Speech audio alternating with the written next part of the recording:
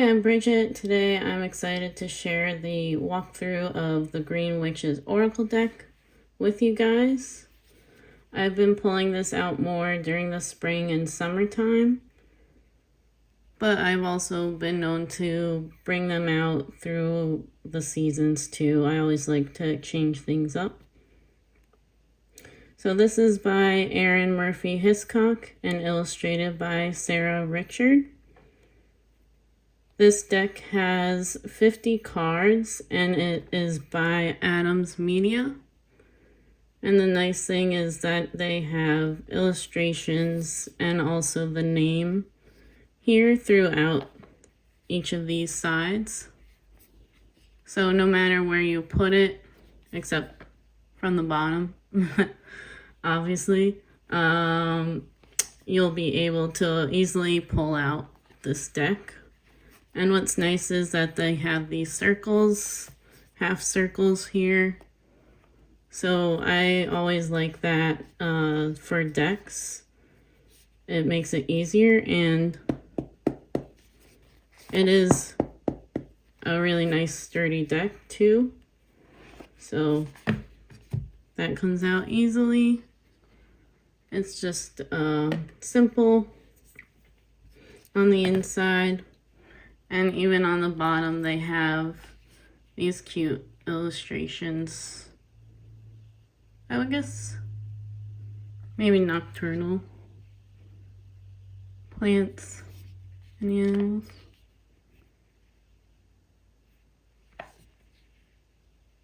Don't quote me on that though. If you know, feel free to share.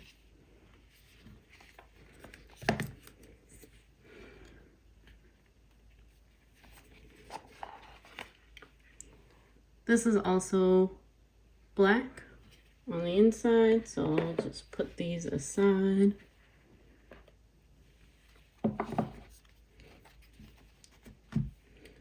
This is the size of the guidebook.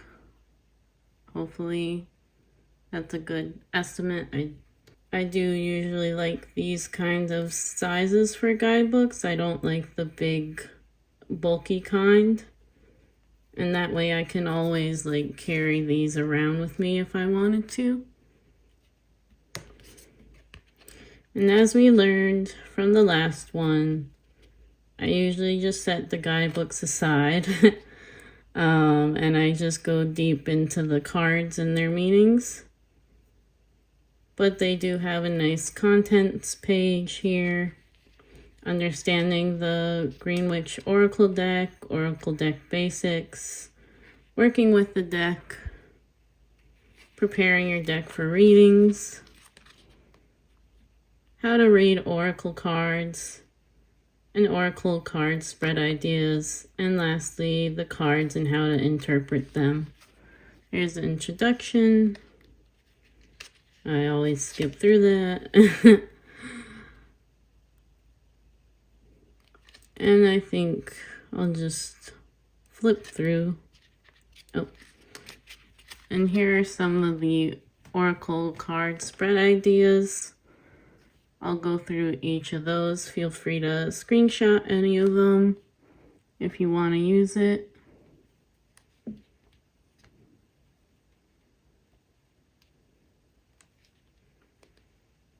I have used this one, I think, for like half of the rest of the year last year.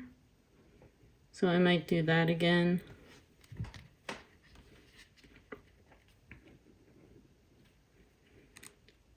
What's nice about these is that they'll have the full-blown card on the next page, as well as the card meanings.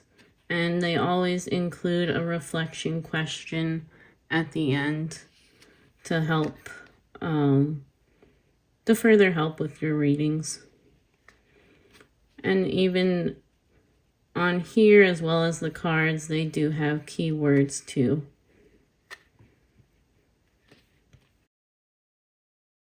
Just do a quick flip through.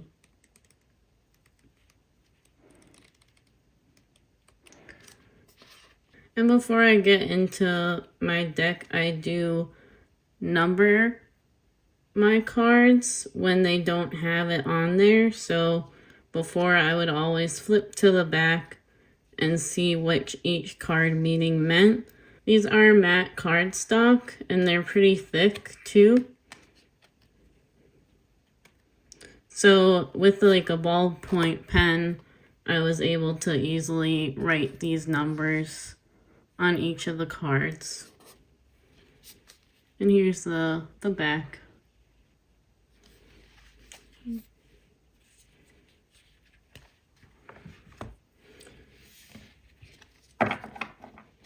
Here are the backings of the Green Witch's Oracle deck.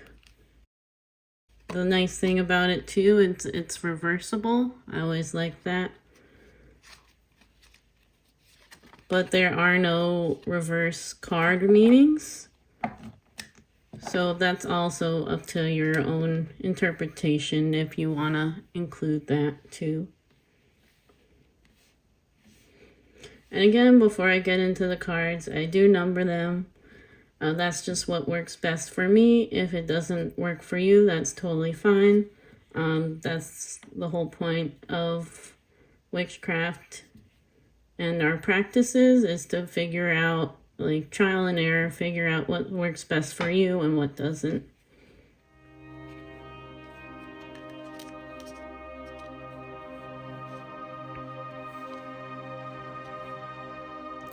I'll just go through these quickly. As you can see, I put the numbers up top here. I'm also a graphic designer, so I'm a nerd like that, and I just wanted the font of the numbers to match with the rest of the card. And here are the key words. Some of them have 3, some of them have 2.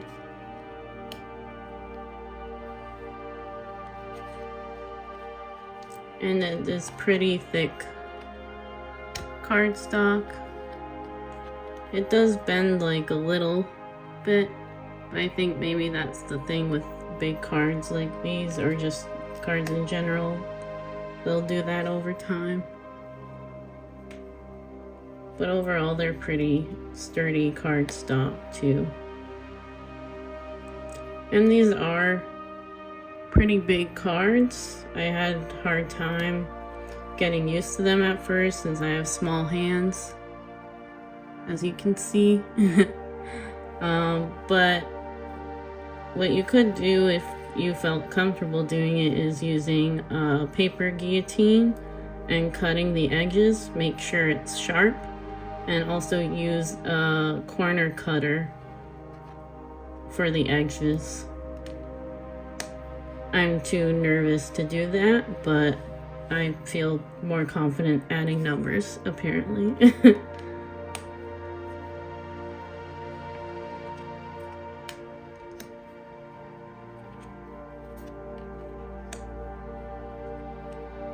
I'm just gonna go quickly through this.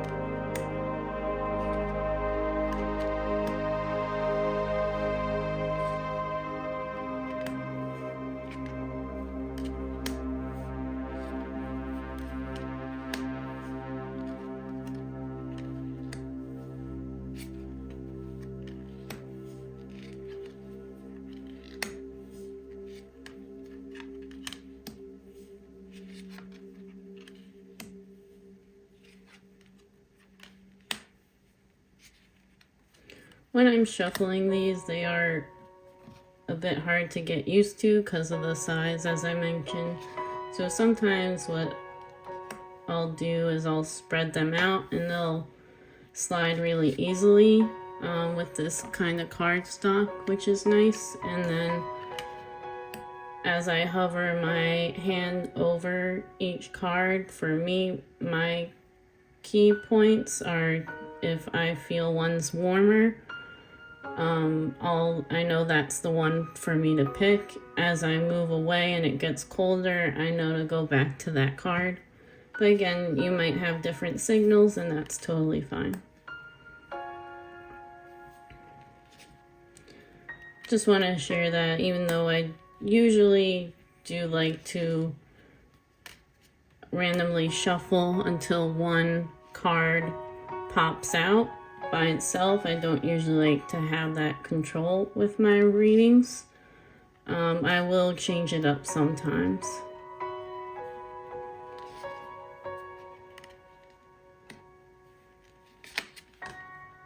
I feel like sometimes my practice can get stagnant, so I always like to change things up.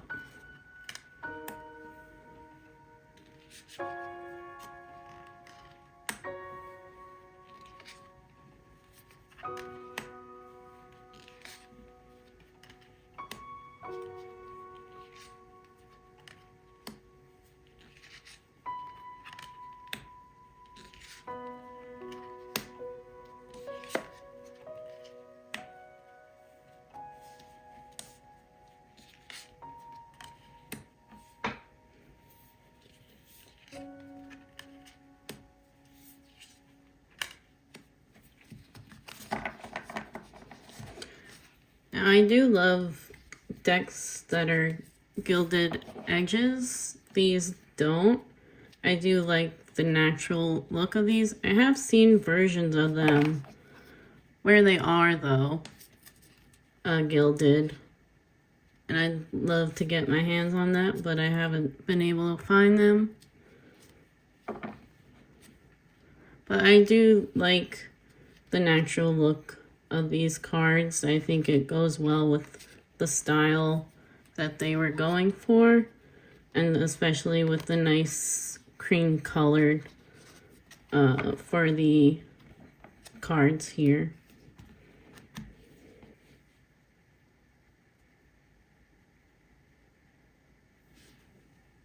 And what I think I'll do is to show how easily they do slide.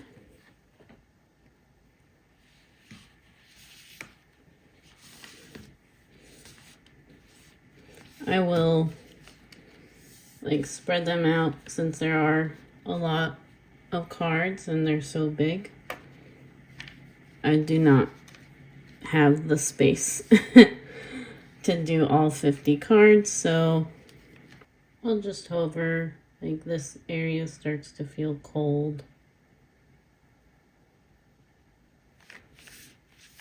And if it's like in a pile, I'll start to move them around a bit.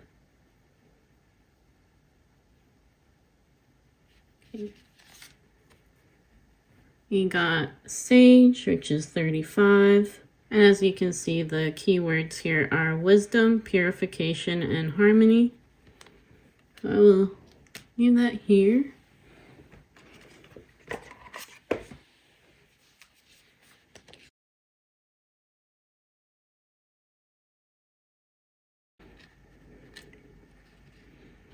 Sage, wisdom, purification, harmony. Sage is a wise herb. It reassures you that you are grounded and stable and that the wisdom you need is easily accessible if you look in the right place. The Sage card reminds you that insight can appear from unlikely sources. Being in harmony with your environment allows you to receive messages and act on them more easily than if you are living in discord. Listening can bring balance, and purification can remove obstacles that further cloud that exchange of information and communication.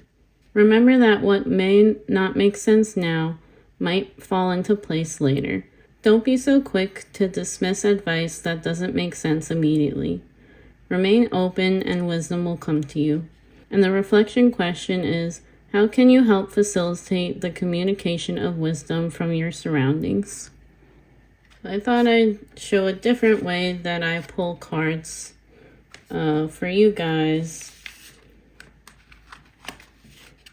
This last time I just did the way I normally do, which is shuffling randomly until one of them comes out.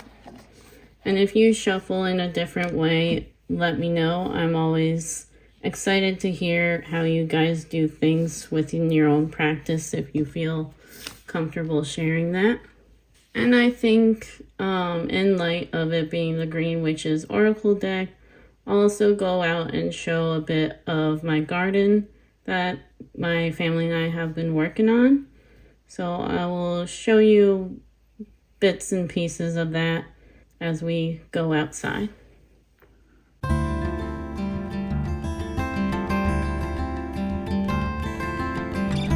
These are our herbs. We keep them on our porch here for easy access. Our rosemary is thriving over here. And I was meant to get more parsley, but I think I got them confused with, there we go. I think I got it confused with oregano because they were just babies when I got them at the time. I think they were right next to each other. But the oregano's happy, got flowers on them. The flowers are edible, we learned. Our scallions also learned that if you cut them, they will grow back. So that's cool. And this is our dill. We've had our ups and downs together, but I think it's right on the right track here. It's looking happy. Yeah. I also talk to them for encouragement. More rosemary. Also very happy here. We also put more scallions, which they are also currently growing back. Our basil we were also struggling with. I think we just planted them too soon. It was very cold for June, and then it got really hot and then really cold. So we've been trying to work with the weather that we've got. But I think it's finally happy now. It smells amazing. We've been growing zucchini and they've been very happy. We have 4 of these guys. Some of the roots aren't looking that great, so I don't really know how to fix them yet. If you know, be happy to learn. As these zucchini flowers do fall off, I will use them as offerings for the land spirits as a thank you. Here are our baby cucumbers. They're growing. A lot of flowers coming up. A lot of baby cucumbers. Very grateful for that. We were struggling with these guys too. But again, I think it's just the cold weather. And then the heat was a bit much for them. So we planted some. They died on us. And then we replanted these guys. And then they died. And then they came back somehow. And these guys are eggplants. Just planted them. So hopefully they'll do better than our other ones, which also died. Spoiler alert. Sometimes you just gotta try your best and work with the weather that you got. It's a hit or miss, really. And I'm also in the process of drying our marigold